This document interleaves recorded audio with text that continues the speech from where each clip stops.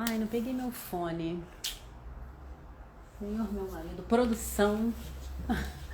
Meu fone, por favor. Vamos aguardar. Tem alguém já aí que não sei quem é. Olá! Olha, doutor Pedro já tá aí, não? Meu coração, por favor. Boa noite, doutor Pedro já está aí. Já vou lhe chamar, doutor Pedro. Tá aí em cima. Eu tô pedindo meu fone aqui pra produção. O marido faz parte da produção, sabe? Marido, em cima da mesa, não tá? Ah, eu levei pro banheiro na hora de dar um jeitinho, assim, na disfarçada no amarelo, né, da face. Boa noite pra todo mundo. Oi, Ju. Vocês estão me ouvindo bem? Eu pedi aqui ao marido aqui, que é a produção, que não é só acompanhante de paciente oncológica, é também da parte da produção. Eu pedi pra pegar meu fone. Então, vamos lá. Peraí, boa noite. E vou chamar o doutor Pedro, ele já até me mandou aqui, gente. Peraí. Doutora Cláudia. Eu passei a página, peraí, gente. Vou chamar aqui já o doutor Pedro. Vocês estão me ouvindo? Peraí. Aqui, olha isso.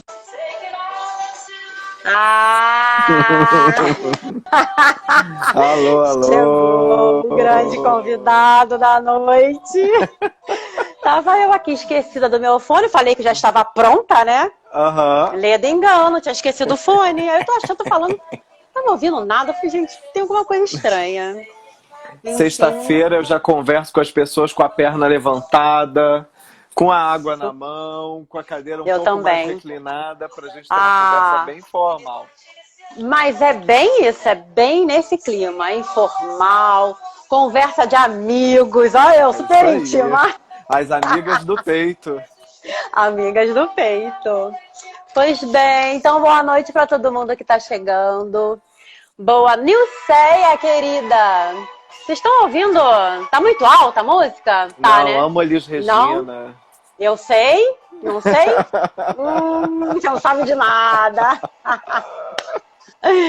Pois é, para você, especial para te receber os convidados, os seus convidados, os meus convidados, os nossos convidados. E que seja uma live linda. Ai, vai ser, vai ser com amor. Tudo que a gente faz com amor é bonito, né? Então é isso. Então vai ser. Boa noite mais uma vez para todo mundo que está chegando. Muito obrigada por estarem aqui. Obrigada mais uma vez, doutor Pedro, por aceitar o nosso convite para vir aqui trazer sua fala amiga. Esse é o nome da nossa live. Então, nós podemos começar, né? Sim, eu quero começar agradecendo esse convite. Foi bom que você mesma fez o convite ao vivo, quarta-feira, na minha live. Então, já estava dentro de casa. E aí, assim... engraçado, eu demorei a entrar no esquema de lives pandemia. Eu acho que eu imaginava que a pandemia não ia durar tanto. E quando fez um ano, eu falei, meu Deus do céu, isso não acaba. Precisamos realmente recorrer às lives, porque ou demora, né, pra gente estar com as pessoas de novo. Então, vamos lá. Pois é, Então vamos, a gente ano passado usou bastante, né, a coisa da live e tal, e aí a gente conheceu um monte de gente bacana, né, de amigas de tratamento, né, a profissionais e tal, enfim. Ganhamos uma madrinha muito querida, que eu já conhecia, mas ela não me conhecia, que é a doutora Patrícia Reis, a madrinha do nosso projeto. Então assim, né, e a live, e a quarentena, né, esse momento triste, né, duro, complicado. E aí a gente tem que tentar olhar, né, como tudo na vida, ver o que tem de positivo, que a gente dá para tirar de positivo nas maiores adversidades, né? E aí, vamos de live, né?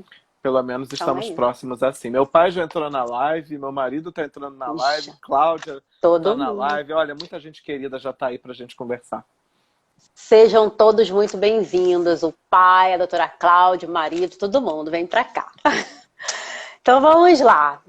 Bem, me apresentando rapidamente, para quem não me conhece, eu sou a Jo Monteiro, profissional do turismo, do teatro, apaixonada pelas artes, por viajar, pela natureza, a mãe da Mel, a esposa do Silvio, a filha da dona Jerusa do São Paulo. e também paciente oncológica. Sentiram? E também, tá? Eu sou um montão de coisas. E por acaso paciente oncológica. Em 2016 eu descobri um tumor na mama, né? Na mama esquerda. E aí passei por aquele protocolo de quimioterapia, rádio, quimioterapia, cirurgia, rádio, fisioterapia. Conheci Juliana, minha fisioterapeuta querida, que já está aí. E hoje em dia é mais que fisioterapeuta, se tornou amiga e parceira de projeto, parceira de trabalho. É ela quem toca o projeto comigo. Um pouquinho mais pra frente eu falo melhor, um pouco mais do projeto para vocês. E hoje estamos aqui, na Fala Amiga, recebendo doutor Pedro Marum. Pedro Cenice Marum? Cenize Marum. Cenize Marum. Peraí, deixa eu me achar aqui, é que eu tenho as minhas anotações para eu não falar bobagem. Eu sempre falo nas minhas lives, já no início, que se eu disser alguma bobagem, que possivelmente devo falar, por favor me corrija, tá, doutor Pedro? Ô, Tá à Jo, vontade. antes de você falar, algumas pessoas estão perguntando se a gente está sem áudio. Que Ué, não você estão está ouvindo sem a gente? áudio. Será que o teu fone está bem plugado? Gente, fala aí se vocês Tá. estão ouvindo a Jo, se estão me ouvindo.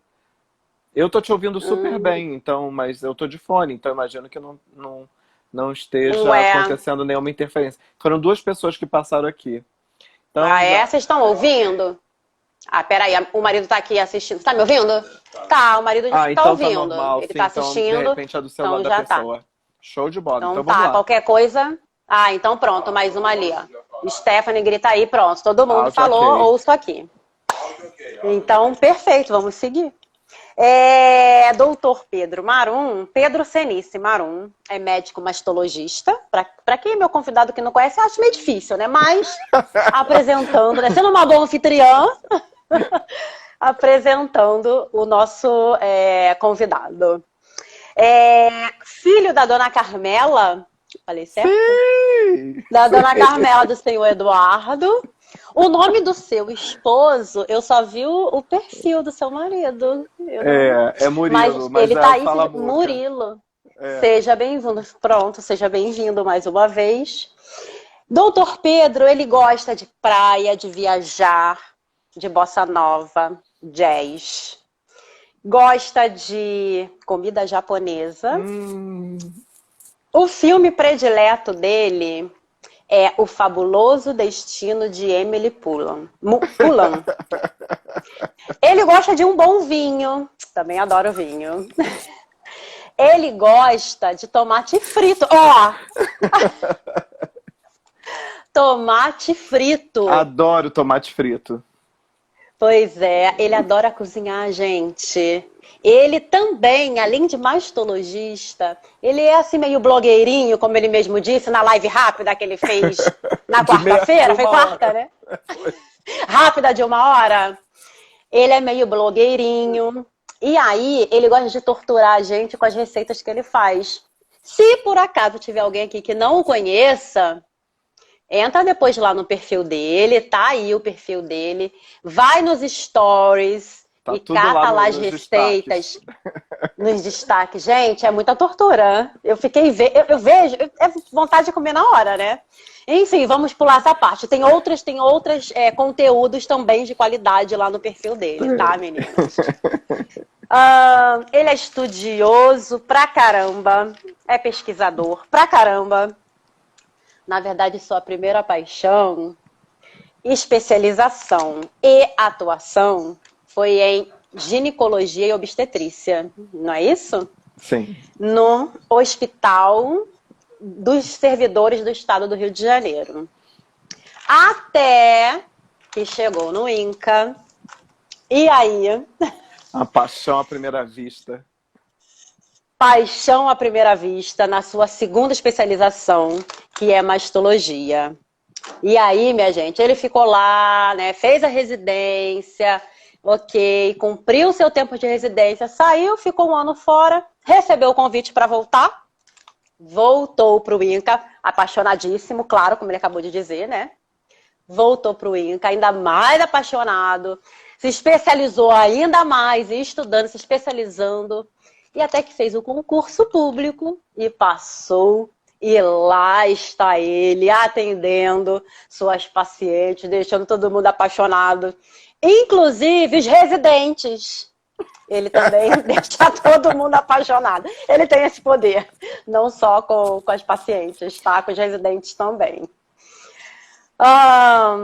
E aí, minha gente, ele, após esse concurso, após estar lá deixando todo mundo, né, assim, louco, doutor Pedro, ele tem também o consultório, né, que atende em Botafogo. Sim. É isso, doutor Pedro? Botafogo. O consultório em Botafogo. Ah, é o INCA 3, né? Pois aqui, para não esquecer, no INCA 3, né, que você atende. Vila Isabel. Vila Isabel, no INCA 3. E aí, eu vou te dizer o seguinte, doutor Pedro. Peraí que eu me perdi aqui. Ah, tá, claro. As consultas dele, para quem não é paciente, se tiver alguém que não seja, ele faz aquela consulta olho no olho, igual o tema que eu dei aqui da nossa live de hoje. Olho no olho. Né, essa especialização dele na mastologia, né, na doença da mama, né, no tumor maligno e no tumor, não é benigno que se fala, é benigno? Nas doenças benignas, tumores benignos, sim. Pois é, então dentro também das doenças benignas e tudo mais, ele não trata só da mama, né? Ele não trata da doença, ele não trata só da mama que está doente, ou não. Ele trata da paciente como um todo, né? É o diálogo, é querer conhecer mais da paciente, né? Entender um pouco daquela paciente que está ali diante dele. Eu vou deixar você falar um pouco, porque senão eu vou desembestada, assim, falando. E aí eu vou entrar aqui com uma outra parte. Eu não estava preparado para uma introdução tão gentil. Eu não estava preparado para uma introdução tão, como eu posso dizer, generosa e tão carinhosa nas palavras comigo. 2020, 2021 são anos muito duros, são anos onde a gente experimenta frieza, a gente experimenta momentos de muita dureza, de muitos percalços, e aí, assim,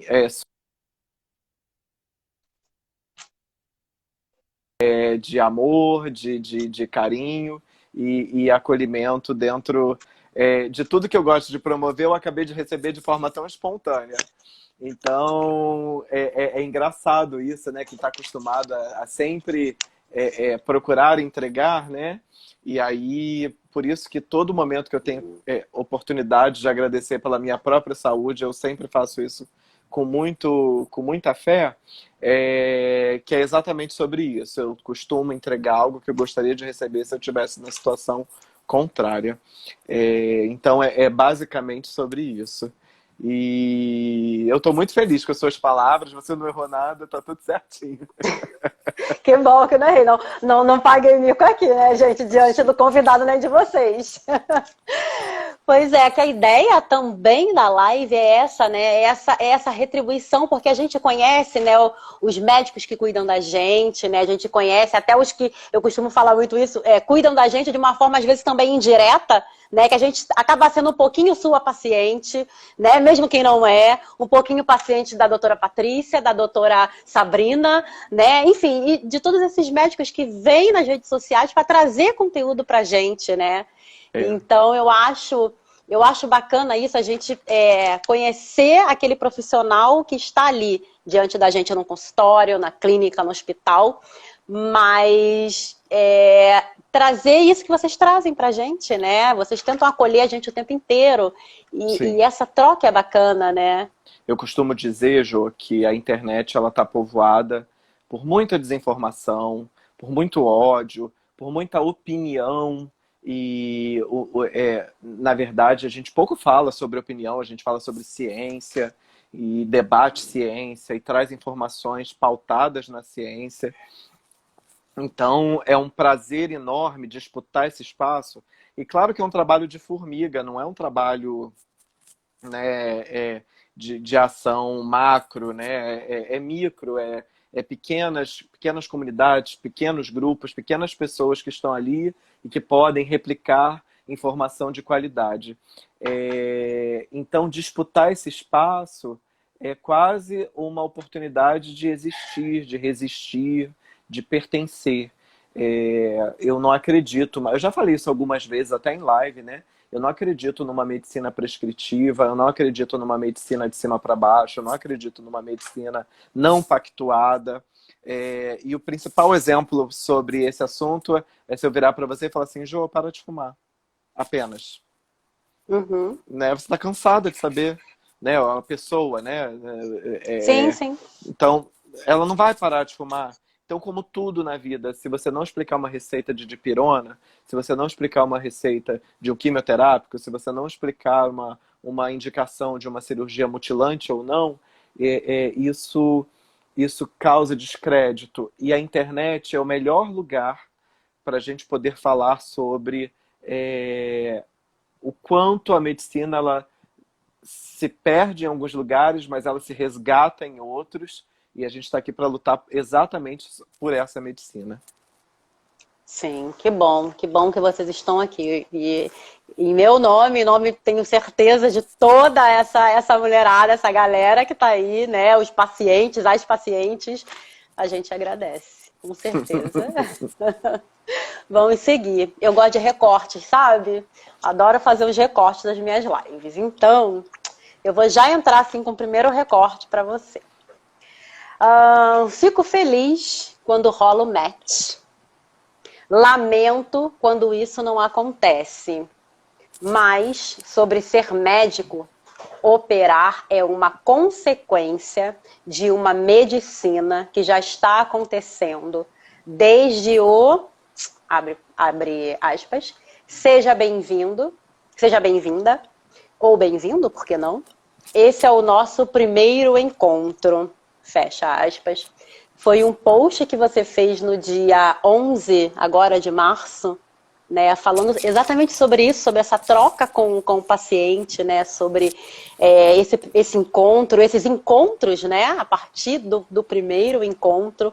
Porque a gente muitas vezes, né, tem ideias, eu acho, daquele médico, né, a gente vai chegar numa primeira consulta e aí a gente chega, né, nós como paciente chegamos cheios de dedos e tal, a família, né, que às vezes vai acompanhando e tal, a gente já chega assim, né, fica lá meio estatalado, né, quando na verdade a gente está um monte de interrogação na cabeça, querendo, né, entender, querendo falar, mas ao mesmo tempo tem, acho que um pouco de receio nosso, porque a gente fica, é um médico que está ali, se eu disser alguma bobagem, o que ele vai achar? Se eu fizer alguma pergunta que eu considere que seja uma pergunta boba, o que ele vai pensar que, né?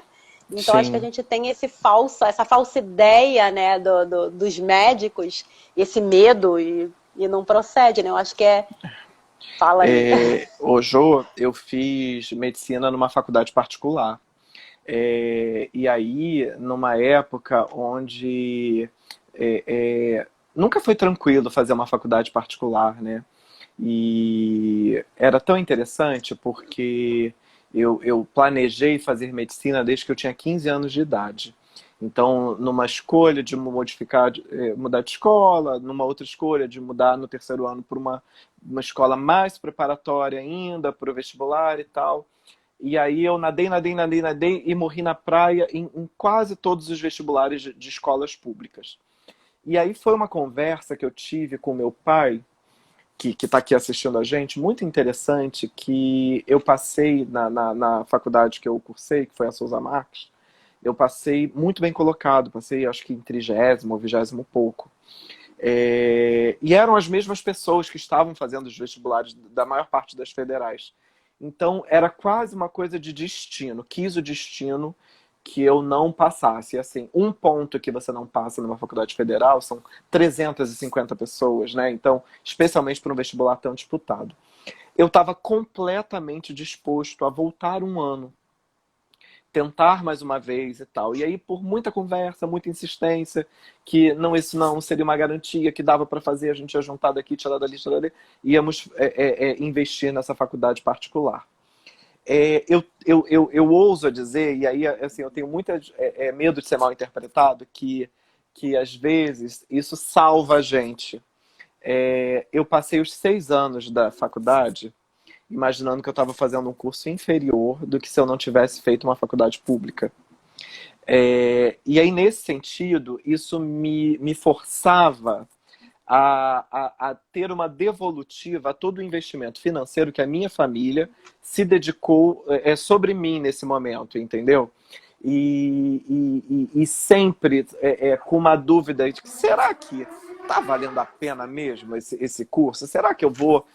será que eu vou ser médico mesmo quando acabar isso? Era uma dúvida muito real. Nos plantões, quando a gente começa acadêmico bolsista, acadêmico daqui, né?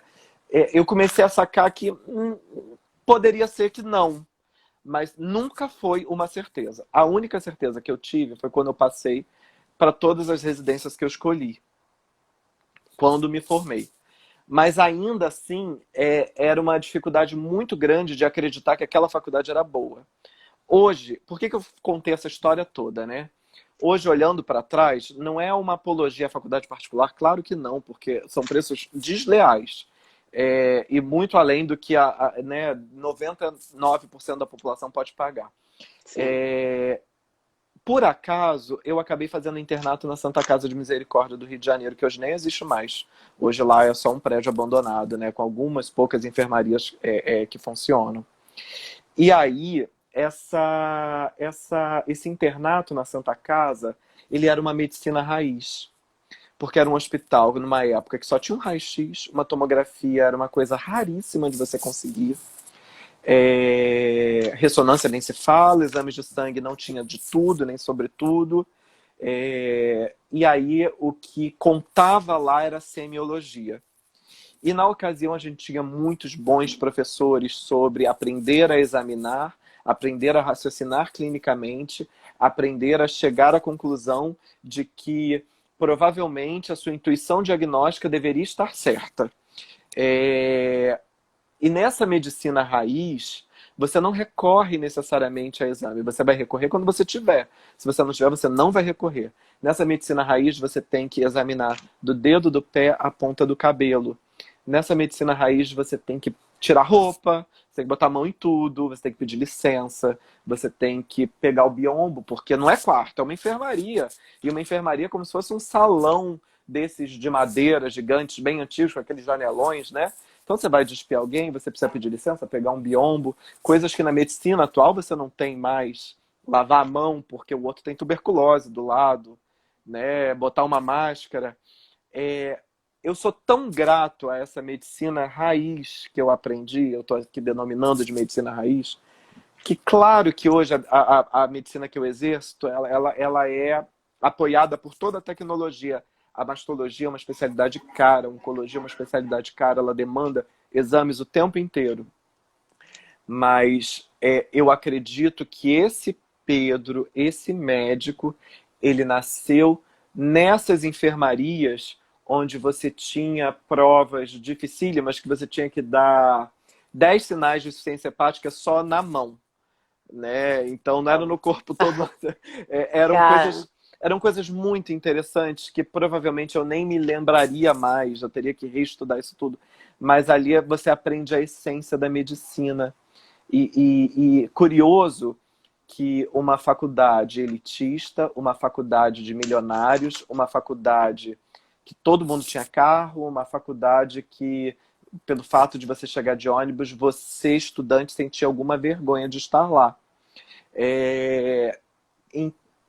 A vida é de paradoxos, né? A vida é de incongruências. Como sempre é. E é tão interessante porque eu sou muito tagarela, né? Eu falo, já falei sobre... Né? E você está me proporcionando uma live ímpar sobre sentimentos e uma forma também de me expor que eu nunca tive esse espaço para falar com ninguém. Muito obrigado por esse comentário, por essa pergunta. Ai, que bom, que bom. E assim a gente conhece de fato, né, esse médico raiz. Né, tem uma coisa que hoje não existe mais, que é pedir exame, né? Eu super me compadeço e acolho quem precisa trabalhar no volume. Eu tenho privilégios que é o SUS que eu atendo, é um SUS que é uma ilha, que é o Instituto Nacional do Câncer, que não é um SUS como todos os outros, como deveriam ser, né? Eu atendo uma agenda de 10, 15, eu tenho residentes que eu posso dizer que são os melhores do Rio de Janeiro, porque todos queriam estar lá. Sim. Então quem passa para lá não vai para outro Referência, lugar. né? Tá entendendo? Então eu consigo oferecer dentro do SUS uma medicina que eu não poderia oferecer de repente em outro SUS. E isso se reflete também na vida privada, na medicina suplementar, na medicina particular. Mas tudo tem uma raiz na educação, no aprendizado, né? Eu tenho uma relação de gratidão com o INCA que eu não pude ter com a Santa Casa. Eu fiz ginecologia e obstetrícia nos Servidores, não foi uma residência onde eu fui tão feliz quanto eu fui no INCA, e acredito muito pelas questões sociais relacionadas à obstetrícia, que daria uma live à parte, né? Sim. Onde a gente poderia falar de uma medicina elitista, de médicos pouco empáticos e tudo mais. Mas especialmente na oncologia e na mastologia, foi muito interessante como esse degrau de pessoa, ele foi muito mais alto. Na residência de mastologia, eu vejo isso em alguns residentes, é tão interessante porque eu me vejo neles, abrem mão dos seus valores, abrem mão dos seus estigmas, abrem mão de algumas Preconceito, às escolhas, vezes. terminam Alguns preconceitos. terminam relacionamentos, engatam outras questões, se engajam, se despem. E isso Sim. é muito interessante de ver, porque quando você vamos falar da massa, né, dos mediciners, como eu costumo me referir de forma muito irônica, né? É uma massa branca privilegiada, né? E aí chega num hospital de câncer e observa pessoas de todas as raças, mulheres predominantemente negras, sofrendo e padecendo por uma doença oncológica. Aquilo desperta gatilhos, aquilo dá start nas pessoas para que elas saquem. E os que não sacam, a gente já sabe que dali não floresce muita coisa no futuro. Sim. E é por aí. É muito sutil e é muito subjetivo o olhar. Ele vai muito além da doença. É sobre isso. Esse olho no olho, né? É sobre isso. Que maravilha. Que maravilha. Que bela fala, gente. Eu vou me emocionando. Então, falando, né, ainda pegando essa linha do olho no olho, do conhecer o profissional, de ter um outro olhar, né, para o paciente como um todo, aí eu já vou puxar agora um pouco aqui a sardinha para o meu lado, né, pro meu trabalho. Trabalho voluntário, gente, por favor, não estou falando aqui de trabalho remunerado. O Amigas do Peito por aí, ele né, surgiu desse desejo, né, de uma paciente, de querer também, né, retribuir, de querer também ter uma devolutiva, né, como você falou, para tantas outras mulheres, né, e que também, muitas vezes, eu pude observar a realidade como é totalmente diferente, né, muitas realidades totalmente diferentes da minha, em que eu, durante o meu tratamento, pude continuar, né, dentro, lógico, saindo um pouco das minhas quarentenas, né? Acho que muita gente sabe que nós, pacientes, já passamos em algum momento durante o tratamento por uma quarentena. Então, nesses momentos que eu podia sair, eu pude ir ao teatro, eu pude fazer uma viagem, né? Eu podia ir a um museu, eu pude continuar, né, tendo a minha vida, né, de mulher, de gostar de um monte de coisas, como eu falei no início da live, né? E eu queria retribuir isso de alguma forma também para aquelas mulheres que eu encontrava, que eu conhecia no caminho ao longo do tratamento, e a realidade era totalmente diferente, né? Então, a gente aqui em casa, nós temos essa ligação diretamente com as artes. Eu tenho formação em teatro, como eu falei no início, meu marido também, uma das formações dele também é em teatro. Então, assim, a gente sempre respirou muita arte, levou a filha desde a barriga para consumir isso também, né, para trazer isso para a vida. E aí a gente queria fazer algum trabalho, levar, né, isso para as pacientes oncológicas de alguma forma, né? E a gente conversava muito sobre isso com a Juliana, né, minha fisioterapeuta.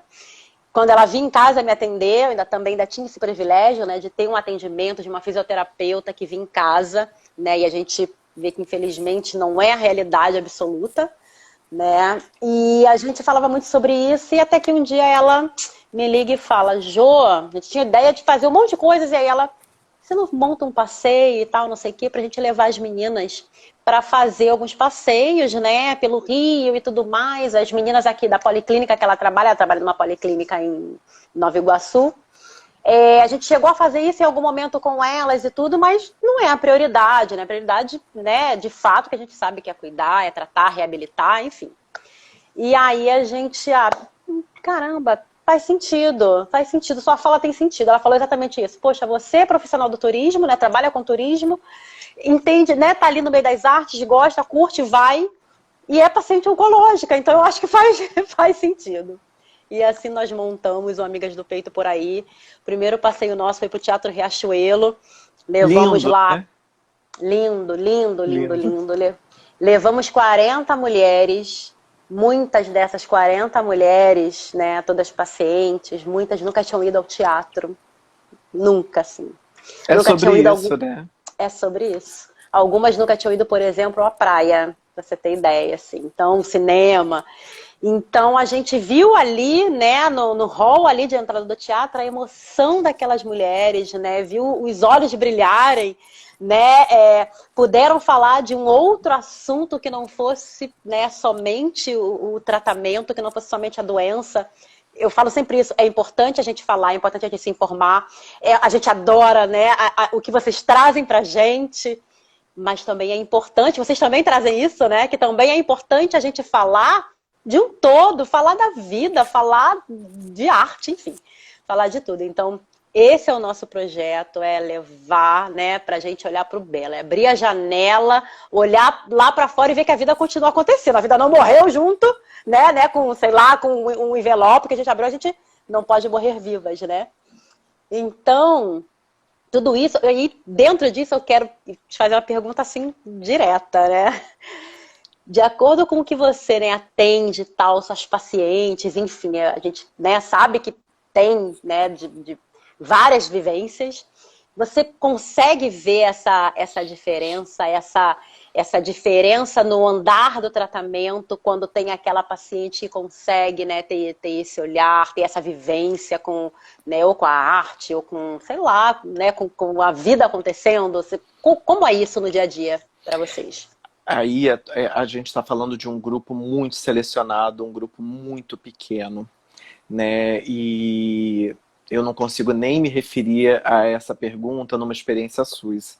Eu só consigo me referir a essa pergunta numa experiência de consultório, né? O Brasil, ele é excludente, né? Então, imagina, né? Você pensar que as pessoas estão preocupadas em não serem afastadas pelo INSS, porque muitas não têm nem INSS, precisam trabalhar para poder, né, vender o almoço para pagar o jantar. Imagina o que é degustar arte, né? Eu tenho experiências com mulheres atrizes, eu tenho experiências com mulheres pedagogas e eu tenho experiências com jornalistas. Nesses três grupos, que são as profissões que eu posso dizer assim, um pouco mais comuns no Rio de Janeiro, né? Porque realmente no Rio de Janeiro tem muita arte, tem muita informação e ainda assim, né, muita gente que luta pela educação. É muito interessante porque a gente consegue ter um papo subjetivo sobre a doença. A consulta e a condução da conversa, ela não é tão tecnificista, ela não é tão objetivada no que é nódulo, no que é cirurgia, no que é quimioterapia e em efeitos. A gente consegue falar de forma mais clara, elas demandam de uma forma diferente essas mulheres, por elas serem, Por isso que a arte é libertadora, né? Elas demandam, de uma forma subjetiva, coisas que não necessariamente eu estou até preparado para responder. Porque sou um homem, né? Porque sou uma pessoa que não sou formado no conhecimento sobre sexologia, porque sou um ginecologista que não exerço essa profissão mais há muitos anos, sequer exerci. Então, há demandas muito interessantes e, ao mesmo tempo, uma capacidade de encontrar valores, de encontrar soluções que a maior parte das mulheres recorrem meramente à fé. E aí meramente não é em desprezo à fé. É porque tudo que a arte e o Estado não ocupa, a igreja e a fé ocupa. E não necessariamente da forma mais honesta, não necessariamente da forma mais correta, e não necessariamente de uma forma nada libertadora. Para eu ser bem explícito, de uma forma nada libertadora. Não é legal uma pessoa que diz para mim que tem câncer porque Deus permitiu. Eu não acredito nesse Deus que permite que alguém tenha câncer, né? Eu acredito até que as pessoas podem recorrer a Deus para lidar com as suas frustrações, com as suas dificuldades. Agora, daí, né, permitiu para você, então você é uma... Né, não é boa filha, né? Coisa boa não é. Então, eu acredito que as mulheres com mais recursos, e eles vêm a partir da cultura como um todo, né? Não só dessa cultura de massa.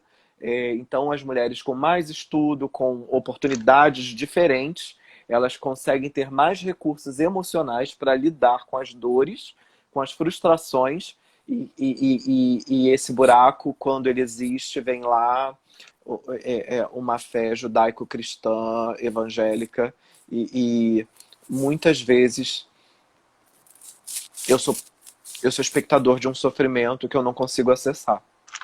E aí tem a limitação também, né? Porque imagina que eu vou travar uma batalha contra uma situação como essa, né? Sim. Posso perder agora um monte de seguidor agora com o que eu acabei de falar. Vai perder, não. Certamente não. Vamos seguir.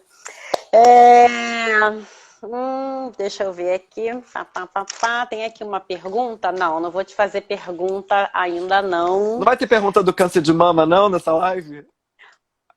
Vai ter, gente. Olha só, nós estamos falando também sobre câncer de mama. Isso não é falar sobre câncer de mama? Sim, super é. Só fez uma provocação. Ele tá me provocando. Parece aquele programa Provoca do... esqueci o nome dele agora. Minha cabeça de letrozona não me permite lembrar. Mas você sabe, adoro. Tá aparecendo. Vamos seguir. Eu acho que mais um... Deixa eu ver o tempo. Estamos com tempo. Não. Agora a live não cai em 1 hora. Fique tranquila. Não, mas acho que cai um pouquinho mais. Dura, sei lá, acho que uns 10 minutinhos mais, não?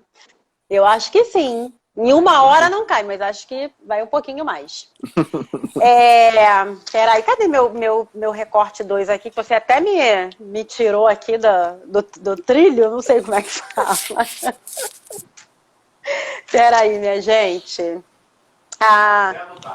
Marcelo Tais, ó, o marido da produção veio. Sim. Marcelo Tais, provoca, adoro aquele programa. Adoro. Você fez... vamos lá, vamos para mais um recorte. Amores, olha só, gente. Esse post dele foi incrível, preste atenção. Ele faz um post assim, que na primeira foto, logo, ele coloca de tema... amores, vocês estão transando direitinho? Podia falar? Não sei, vamos derrubar a live? Não derruba não, Instagram. Olha só. E aí ele explica, né, sobre isso em algumas fotinhas na sequência. Não sei qual é o nome que dá pra foto. Algumas imagens na sequência. No carrossel. E aí lá no final ele diz: dê like pra seduzir. Preste atenção. Dê like pra seduzir. Comente pra apaixonar. Salve pra amar. Compartilhe para reticências. Minha gente, e aí, isso foi, se vocês depois quiserem ir lá olhar, vou facilitar, foi o post que ele fez no dia 7/4, agora, bem fresquinho. É claro que todas as mulheres, né, pacientes oncológicas, foi para nós, pacientes oncológicos que ele falou, mas acho que serve para todo mundo, porque lógico que eu segui a regra do que ele disse, compartilhei, curti, não sei o que, fiz tudo. E algumas amigas que nem pacientes oncológicas são, não fizeram tudo isso, virou ali meio que uma coisa de corrente. Virou meio que uma coisa de corrente isso. Imagina se alguém não segue o que você diz e depois não tem o reticência. Depois, já era. Pois é.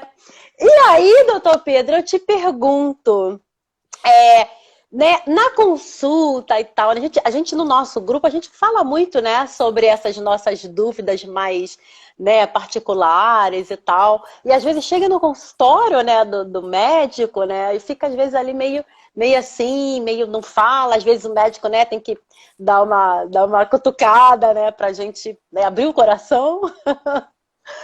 E aí, eu te pergunto, a pergunta assim, direta, né? Quando chega nessa questão, né, da paciente chegar, doutor, né, a minha vida, né, sexual e tal, já não é mais aquela mesma coisa, porque aí tem hormonioterapia, tem quimioterapia e tal. É fácil, assim, elas trazerem isso para você, você consegue dar esse feedback, e aí, como isso transcorre, assim, na sua consulta? Eu pergunto. Você Não dá nem pergunta. tempo, eu pergunto.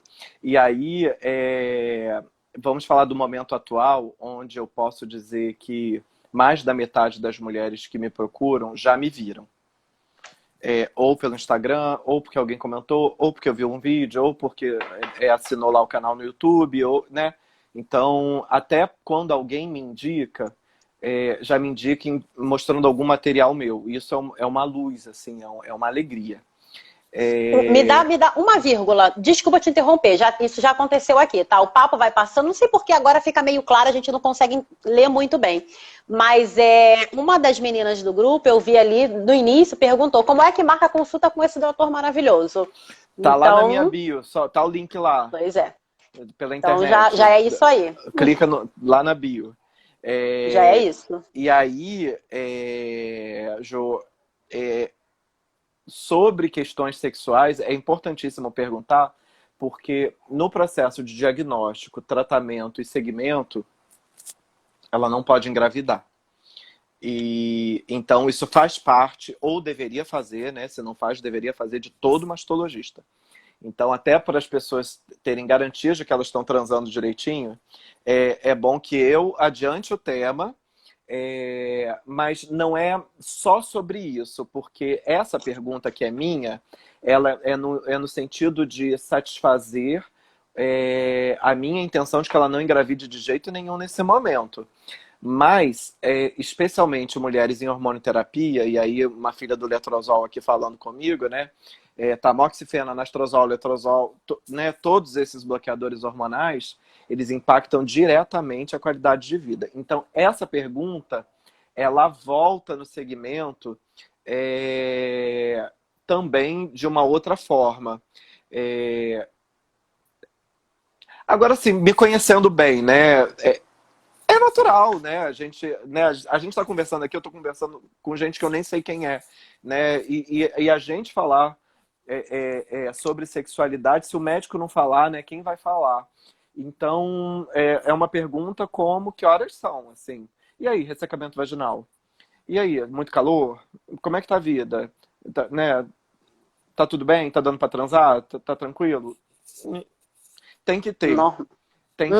Tem que ter. Agora, no período de tratamento, eu costumo oferecer métodos mais definitivos, não definitivos, métodos mais seguros, não hormonais. Então, eu acabo virando fã de um DIU de cobre, acabo virando fã, se a prole está constituída, de chamar esse marido para uma vasectomia, que é o método definitivo, né? Acabo tendo esses papos no intuito de preservar essa mulher que não pode engravidar porque vai atrapalhar o tratamento dela.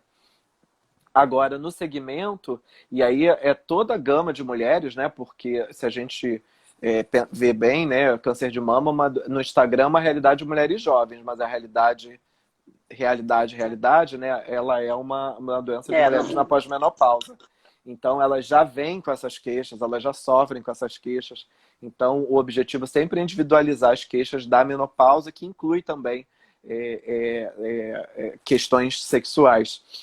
Um ponto que vai muito a meu favor são dois. É o fato de eu ter sido ginecologista, né, conduzir bem consultas ginecológicas, e o fato de ser um médico LGBT também facilita muito, porque ninguém tem a ousadia de se sentir assediado por qualquer pergunta que eu venha fazer. Sim. Então, nossa, isso é uma garantia. Fica à assim, vontade. Sim. E as pessoas se sentem muito mais confortáveis nesse sentido. Sim. Então, acaba rolando numa boa. Que ótimo, viu? E ele já deixou o toque, a dica, né, para nós, pacientes oncológicas aí. Não, se não perguntar, eu pergunto. Sim, muito bom. Muito bom.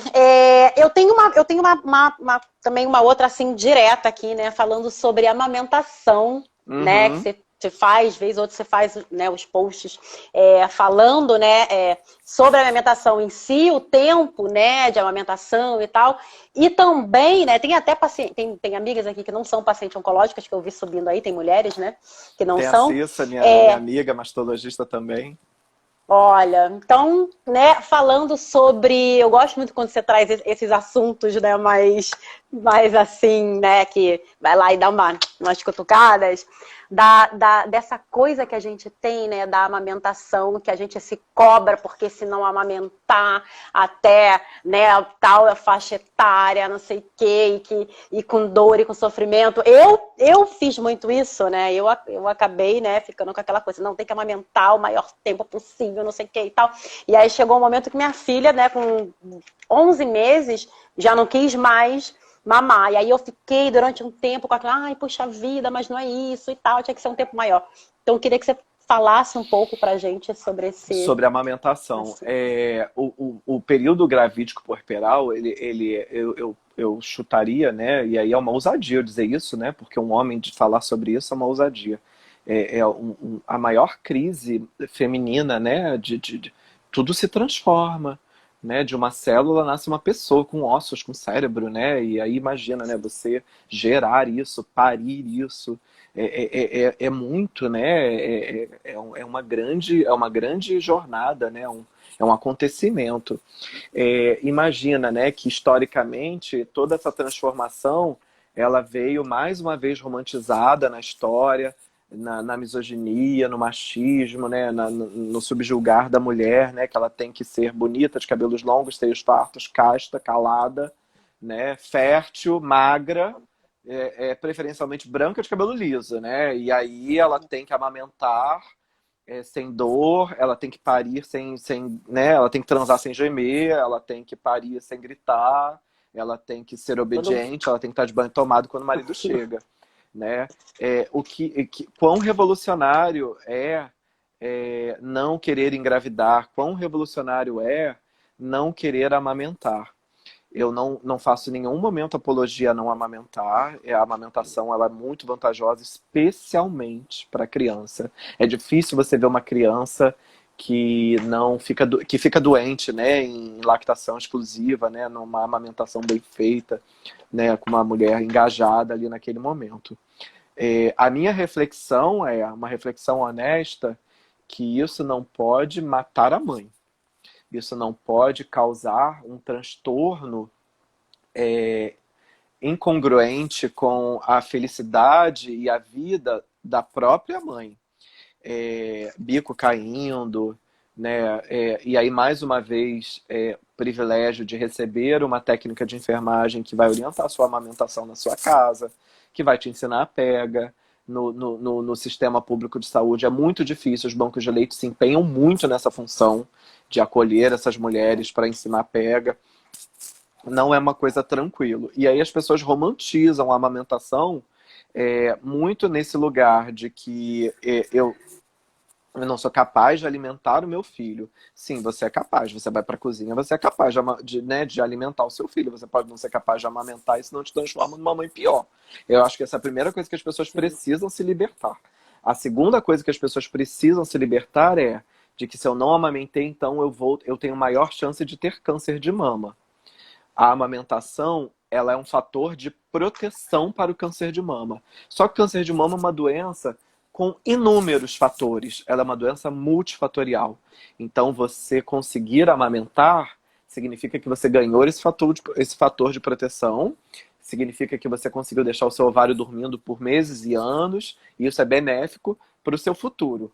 Agora, o fato de você não conseguir amamentar, você não tem que se chicotear achando que vai ter câncer de mama. Ou se você tem câncer de mama, você não tem que se chicotear, que senão foi porque você não conseguiu amamentar.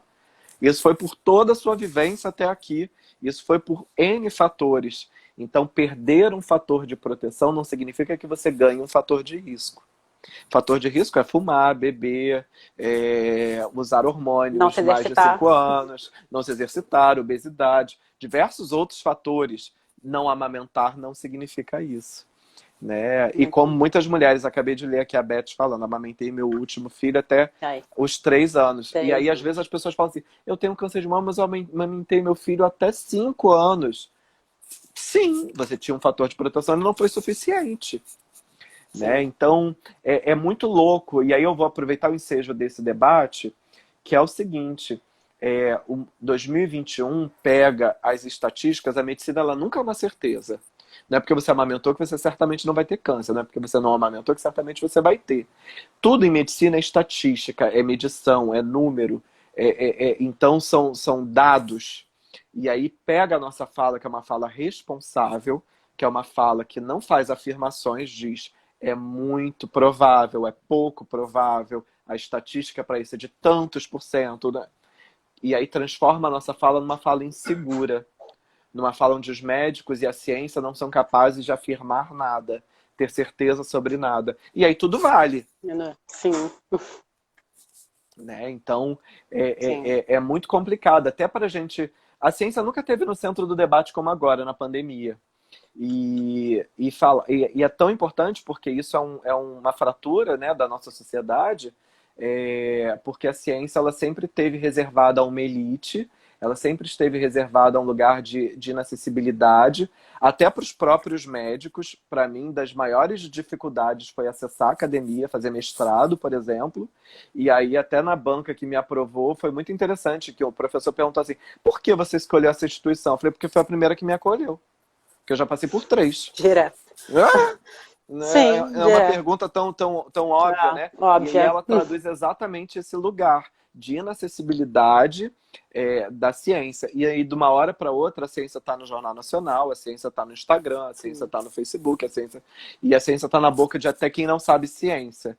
Então, resgatar essa ciência numa outra formulação, numa outra moldagem, né? A ciência pode estar no feed do Instagram, a ciência ela pode estar, desde que ela seja feita com responsabilidade, desde que ela seja feita com ética. Né? Então... eu aproveito essa oportunidade até para falar sobre isso, de como as coisas precisam de um resgate, mas não vai ser como era antes. Vai ser um resgate muito mais transformador e empático, porque senão ele não vai se sustentar de novo. Essa saída coletiva que todo mundo fala, né? A ciência ela tem que ser coletiva. Sim, muito bom, muito bom. Eu vou ler aqui o comentário aqui do meu marido, olha eu puxando sardinha, o Planeta dos Carecas, que é o nosso projeto para crianças. É o projeto para crianças em tratamento oncológico, que ele está dizendo aí, a grande virtude da ciência é ter a capacidade de mudar de opinião. Sim, e ela faz isso sem nenhum pudor. Bastou ela, por metodologia, por clareza, mostrar o contrário, ok, tá lá. Sim, pois é a ciência. Sim. Deixa eu ver aqui, estamos com 54. Eu vou entrar aqui num outro tema que também a explicação é um pouco complexa, né?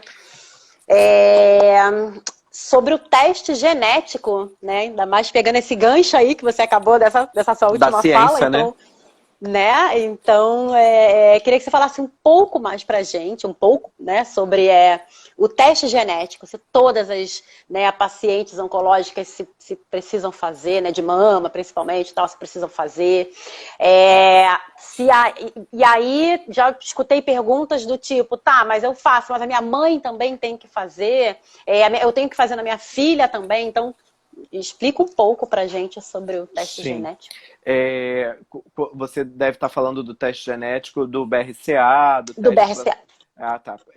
Porque tem teste genético no tumor também, para saber se precisa ou não fazer quimioterapia. Não, mas no Não, BRCA. do BRCA e outros genes, ele é um teste genético. Primeira definição para a gente refletir sobre o BRCA é que o câncer de mama, ele é responsável, ele acontece por uma mutação genética herdada de pai ou mãe para filhos, em torno de 10 a 15% apenas dos cânceres de mama.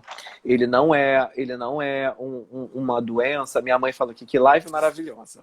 Ai, obrigada. Beijo pra mamãe. E aí, essa doença, ela é na maior parte das vezes acidental. Ela não é uma doença, que tem uma origem nessa filiação, né, nesse herdar de genes. Vou responder aqui a Cláudia. Isso. A Cláudia é minha paciente. O que é o BRCA, né? O BRCA é um gene localizado, salvo engano, no cromossomo 17, BRCA1, 21, BRCA2. E esse gene, ele é responsável por corrigir defeitos do nosso DNA quando está se dividindo. A nossa célula, né, ela vai lá se dividir em duas, o DNA se duplica e se divide. E aí, uma vez que eventuais erros aconteçam, o BRCA é aquele ferro de passar roupa que vai lá e dá uma corrigida, né, e permite que essa célula se divida corretamente. Uma vez que a pessoa tem o BRCA quebrado, ele não funciona em todas as suas células, a chance de um erro passá-lo aumenta muito ao longo da vida. Claro que a gente tem outros genes de reparação não BRCA, mas ele funciona muito nesse lugar. E é o principal gene relacionado, especialmente o BRCA1 para câncer de mama e o BRCA2 mama-ovário, então são doenças muito prevalentes nesses grupos. Mas aí a gente tem que pensar em pâncreas, intestino, tireoide, outras doenças que o BRCA também atua. Então, quando a gente fala em teste genético, que esse teste genético, esse painel genético, ele é colhido em sangue periférico ou na saliva mesmo. É bem simples a coleta dele. A gente está pensando num grupo muito selecionado, num grupo muito pequeno. Até para não estressar. Fazer um teste genético não é igual colher um hemograma. Imagina a angústia que é você ter indicação correta de fazer um teste genético e pensar, se ele vier positivo, o que eu vou fazer? Eu vou ter que tirar as mamas, eu vou ter que pensar em tirar os ovários. Pensou isso tudo, Jô? Pensei tudo Fala isso você, e eu então, tenho o que uma você filha, pensou? né? É. Acho que o que mais me preocupou, né, assim, é lógico que eu pensei, vou tirar o ovário, vou ter que tirar a mama e tal, não sei o quê, mas assim, o que mais me preocupou é exatamente isso. O que eu vou fazer com essa informação, tendo uma filha, né? É óbvio que a gente sabe, aí, sei lá, tem cuidados e tal, que se toma essa coisa toda. Mas, ao mesmo tempo, né, enfim, acho que posso estar totalmente errada, mas, ao mesmo tempo, eu pensei que eu vou viver sempre com aquela coisa, caramba, isso tá aqui, né? Isso tá aqui. Tem uma ideia de Então, proteger o outro também, né? entende? Então eu pensei, o que eu vou fazer de fato com essa informação? É claro que é importante, né, novamente a gente saber para tomar algumas medidas, mas ao mesmo tempo a gente fica, né, dividida entre esses pensamentos, né? Sim, sim, sim. E aí são decisões dificílimas. Como é que você vai pensar sobre dividir essa informação com seus familiares? Essa semana, especialmente essa semana, e aí é caso de consultório mesmo, eu tô com uma amiga já, porque não é mais minha paciente, né? Já se tornou uma amiga. Eu operei ela, BRCA positivo, e aí descobriu na irmã que não tem doença e descobriu no pai.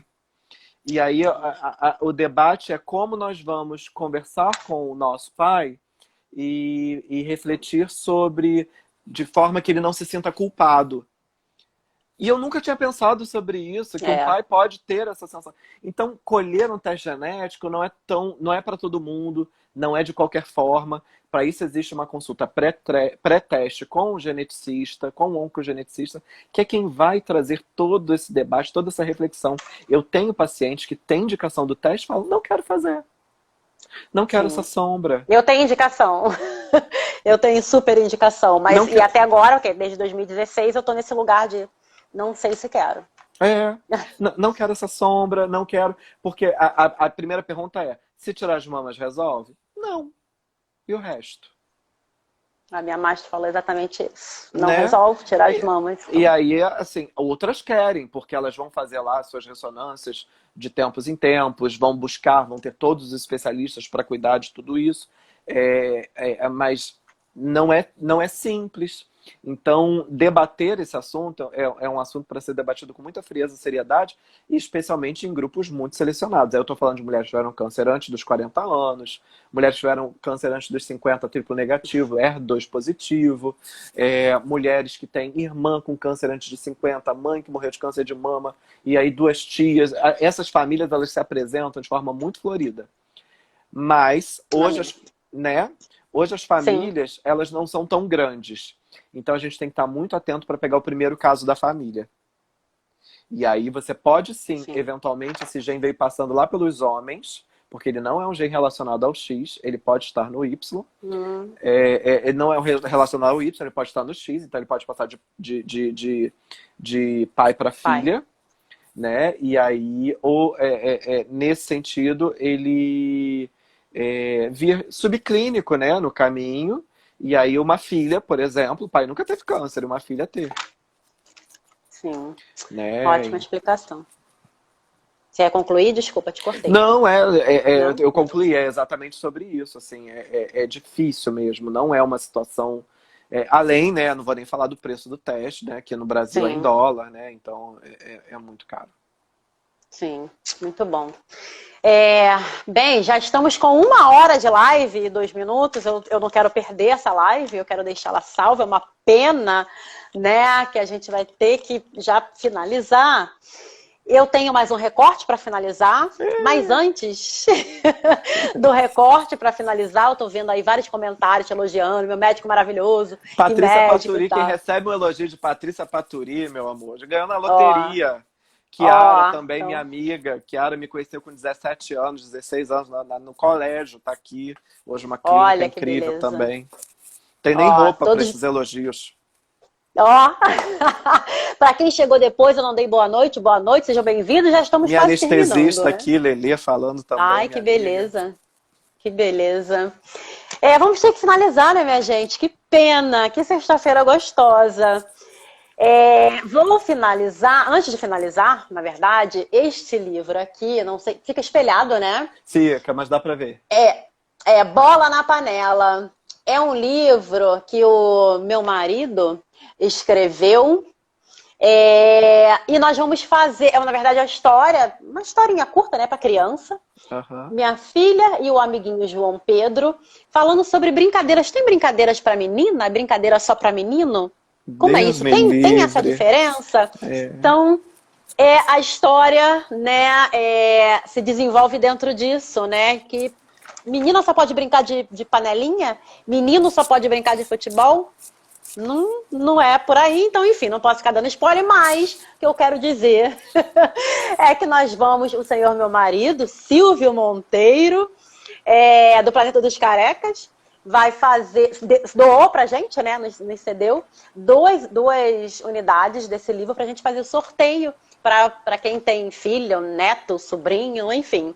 Então depois eu vou fazer, um pouquinho mais pra frente eu vou fazer um post, e aí a gente joga pra rola aí pra fazer o sorteio de 2 unidades, tá? Então tá dado o recado e feita a propaganda. Vamos pro recorte final, que eu não quero perder essa live de jeito nenhum, gente. Vamos lá. Mesmo para falar de assuntos difíceis, a gente pode ter leveza, pode ter tranquilidade e paz no coração. Isso foi um recorte de um vídeo que você fez no dia 20 de março agora. E aí, esse recorte, ele vem casadinho com uma outra fala sua, com outro recorte aqui. Se permita, você pode não estar bem. Você só não pode se permitir não ficar bem para sempre, né? Porque às vezes a gente cai muito nessa cobrança, né?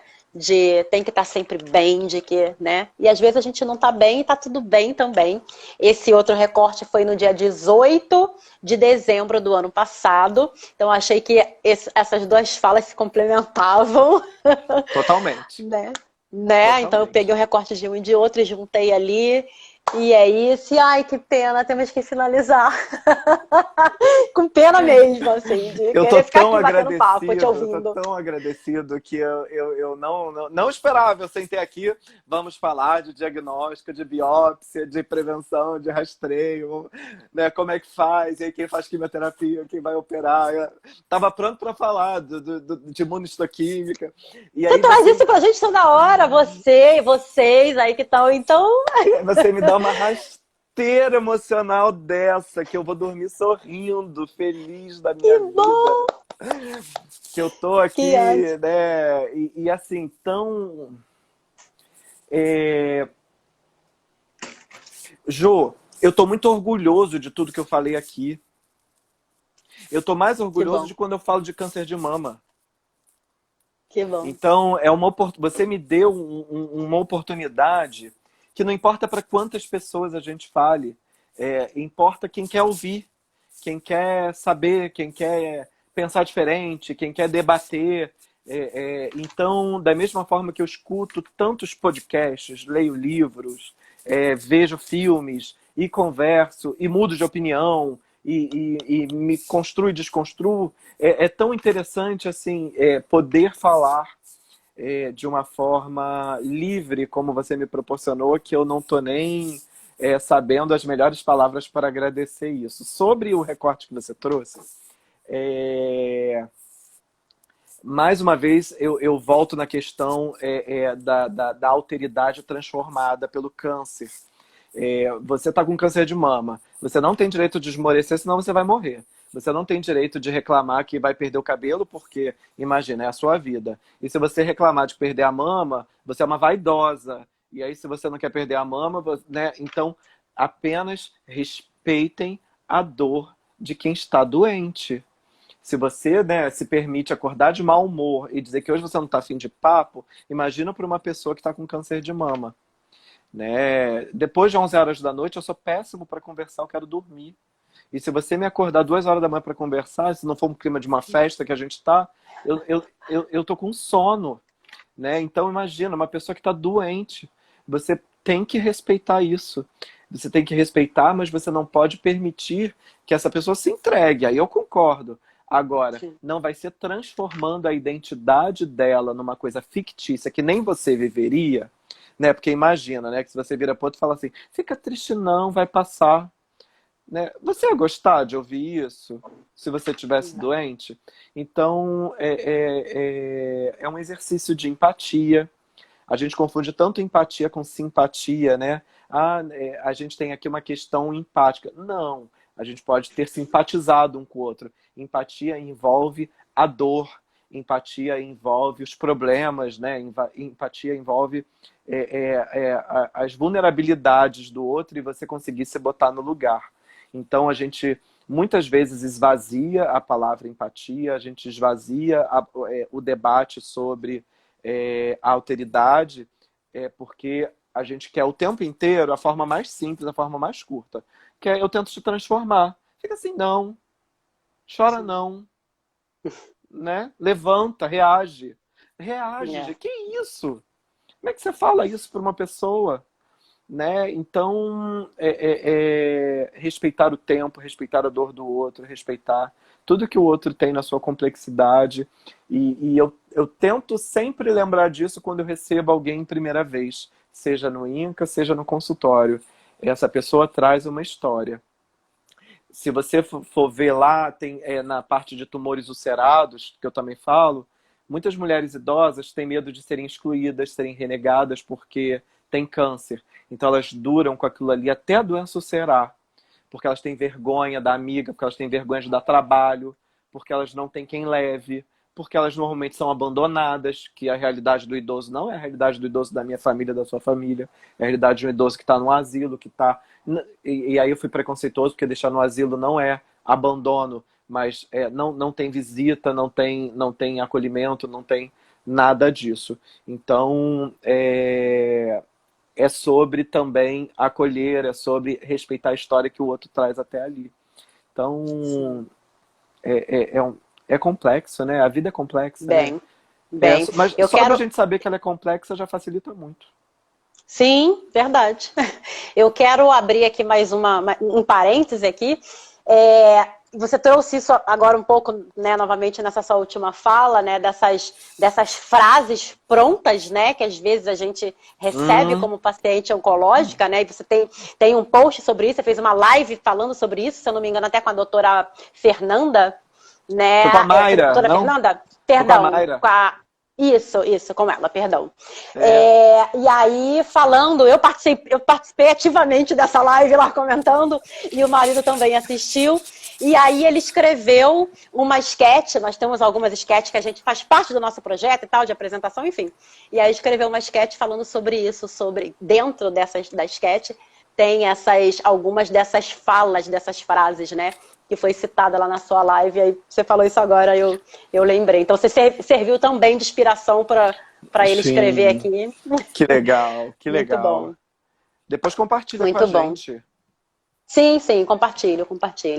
A gente vai caminhando aos pouquinhos e vai compartilhando aí. Coisa boa, o belo, né? Olhar, abrir a janela e olhar que a vida está acontecendo, né? A gente não pode morrer vivas, meninas. De jeito nenhum. É isso. Ó, muita gratidão por estar aqui, uma hora dessa, sexta-feira à noite, poderia estar em casa com o marido tomando um vinho, né, comendo uma massa, e tá aqui nos ouvindo, falando pra gente.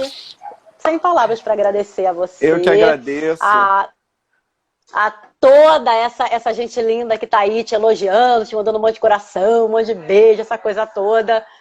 Ai, só isso que eu tenho que dizer, ó. Muita gratidão. Ô, Jô, obrigado pelo convite e pela surpresa, mais do que pelo convite, por todo o seu empenho. Eu tô muito emocionado, eu tô completamente extasiado pelo cuidado, pelo carinho das tuas palavras e do antes da live, né, que você preparou. Sem dúvida, foi um trabalho de muito carinho e respeito comigo e com tudo que eu me dedico. Eu tô muito, especialmente muito emocionado e agradecido. Então, eu queria que essa emoção chegasse em todo mundo que esteve aqui hoje com a gente. E tomara que fique gravada mesmo, para quando a gente sente saudade, a gente rever esse vídeo e revisitar essas emoções. Muito obrigado. É isso. Que bom, que bom. Que a emoção, né, continue reverberando aí nos nossos corações aí ao longo da semana e nesses momentos, né, difíceis que às vezes a gente passa e vê e lê e recebe, né, que a gente possa voltar nesse lugar da emoção. E é isso. Obrigada. Beijo para todo mundo, gente. Obrigada. Obrigado. Beijo pros dois. Beijo. Tchau. Tchau.